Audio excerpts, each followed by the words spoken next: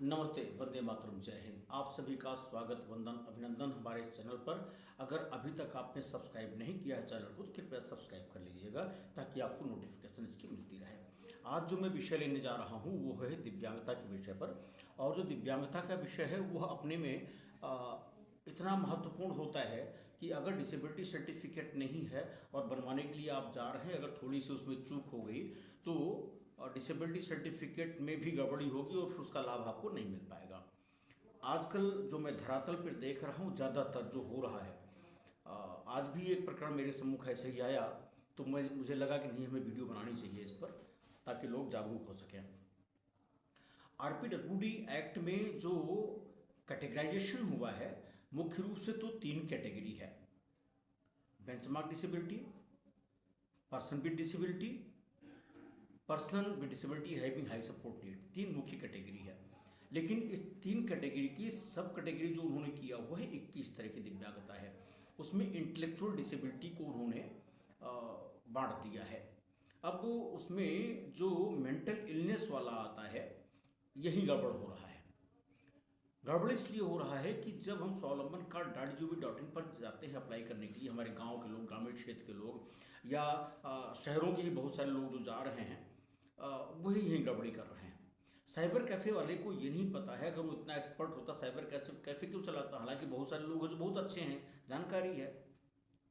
तो हो क्या रहा है कि मेंटल इलनेस जो है, जो डिसेबिलिटी सर्टिफिकेट आती है उसमें मेंटल इलनेस में सारी कैटेगरीज नहीं आ रही। यानी जैसे आपका मल्टीपल डिसेबिलिटी है, आपका ऑटिज्म है, आपका मेंटल रिटार्डेशन है, इनकी जो दिव्यांगताएं हैं वो नेशनल ट्रस्ट एक्ट से गवर्न होती है, उसका लाभ वहां से मिलता है। लेकिन गड़बड़ क्या हो रहा है, जब डिसेबिलिटी सर्टिफिकेट पर मेंटल इलनेस लिख कर आ जाता है तो उसका लाभ दिव्यांगजन को इसलिए नहीं मिल पाता कि वह नेशनल ट्रस्ट का एक्ट का विषय नहीं है, वो जो मेंटल हेल्थ केयर एक्ट का है और आरपीडब्ल्यूडी एक्ट का है उसका विषय हो जाता है। गार्जियनशिप में इसकी बहुत ज़्यादा दिक्कत आ रही है। अभी आज ही एक मैटर ऐसा आया मेरे पास जिसमें मुझे लगा कि नहीं, वीडियो बनानी चाहिए, इसलिए वीडियो बना रहा हूँ।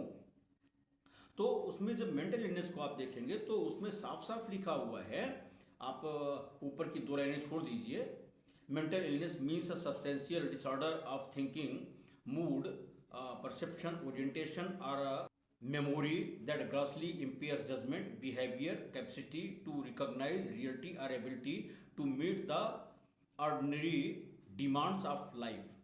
आगे जो मुख्य चीज है यहाँ पर जिसका हम लोग ध्यान नहीं दे पाते हैं, but does not include retardation which is a condition of arrested or incomplete development of mind of a person, especially characterised by subnormality of intelligence. यही गड़बड़ हो रहा है। हमारे बंधु जो जाते हैं, जो साइबर कैफे पर या कहीं भी जो अप्लाई करने के लिए जाते हैं तो वहाँ का गांव का आदमी बताता है, या जो नहीं जानकार हुए बताते हैं भैया दिमाग से खराब है, दिमाग या कहीं नहीं काम करता है, ऐसा बोल के आते हैं।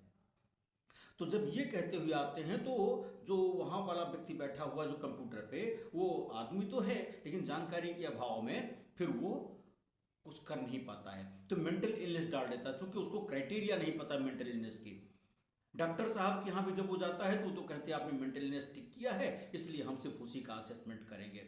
तो ये जो विसंगति आ रही है धरातल स्तर पर, ये दिक्कत पैदा कर रही है। तो हमको क्या करना है, जब आपका बच्चा है, आप जानते हैं कि इसका जन्म जब हुआ तो बचपन से ही इसमें दिव्यांगता आ गई है और डेवलपमेंट नहीं हो पा रहा है, आयु की लेवल उसका उतना नहीं बढ़ पा रहा है, यानी वह मेंटल रिटार्डेशन का शिकार हो रहा है, ऑटिज्म का है या इस तरह से है। तो आप जब अप्लाई करने के लिए जा रहे हैं तो वहां जो टिक कराइए अपने को, मेंटल रिटार्डेशन में टिक कराइए या इंटेलेक्चुअल डिसेबिलिटी में टिक कराइएगा, उसमें दोनों कैटेगरी आती है, फिर अकॉर्डिंगली वो असेसमेंट करेंगे। हालांकि विंडो आगे तब तक नहीं बढ़ेगी जब तक आप उसको जो सब कैटेगरी इंटेलेक्चुअल डिसेबिलिटी की वो आप टिक नहीं करेंगे। तो यह विशेष जो स्थिति है इससे दिक्कत हो रही है। अभी डिसेबिलिटी सर्टिफिकेट जब बन के आई, मैंने भी देखा गार्जियनशिप के लिए हमारे पास आया वो बनवाने के लिए, तो मैंने सोचा अभी अप्लाई कर देता हूँ। डॉक्यूमेंट्स जब देखा तो उसमें लिखा था मेंटल इलनेस। अब मेंटल इलनेस आ रहा है तो नेशनल ट्रस्ट एक्ट का विषय ही नहीं है, ये तो आरपीडब्ल्यूडी एक्ट का विषय है। मेंटल हेल्थ केयर एक्ट बदल के जो मोदी सरकार में नया एक्ट आया है उसका विषय है ये। और मेंटल इलनेस केस ज़्यादातर ऐसी होती है जो ठीक हो सकती है दवाओं से, तो यह भी एक विषय आता है। तो टेम्पोरेरी देते हैं, मैंने देखा भी उसमें लिखा था टेम्पोररी, तो मेंटल रिटार्डेशन ठीक हो नहीं सकता है, टेम्पोररी देने का कोई विषय ही नहीं आता फिर यहाँ पर। तो ये कमी हमारी आपकी भी थोड़ी सी है, और जो साइबर कैफे बैठे उनकी भी है, और जो डॉक्टर साहब वहाँ असेसमेंट करवाते हैं उनकी भी है। कोऑर्डिनेशन की कहीं ना कहीं कमी है। तो इसलिए हम ये निवेदन करेंगे आपसे कि आप जब भी जाते हैं तो एक बार ये मुतमईन हो ले, चूंकि आपका बच्चा है वो आप जानते हैं बचपन से इसको क्या दिक्कतें हैं। अगर 3 साल के अंदर का मामला आ रहा है, बच्चा जब बड़ा हो रहा है और कोई डेवलपमेंटल सिचुएशन नहीं बन पा रही है, तो मीनिंग देयर बाई कि मेंटल इलनेस नहीं है बल्कि मेंटल रिटार्डेशन है। नेशनल ट्रस्ट एक्ट के तहत गवर्न होने वाली ये डिसेबिलिटी है। तो इसका ध्यान रखेंगे अगर, तो दिक्कत नहीं आएगी। लेकिन अब जिसका सर्टिफिकेट बन गया है वो क्या करे? तो आप जानते हैं उसकी सर्टिफिकेट तो अभी जनवरी 2026 की थी, इसलिए ज़्यादा दिक्कत नहीं है, विद इन लिमिटेशन पीरियड है।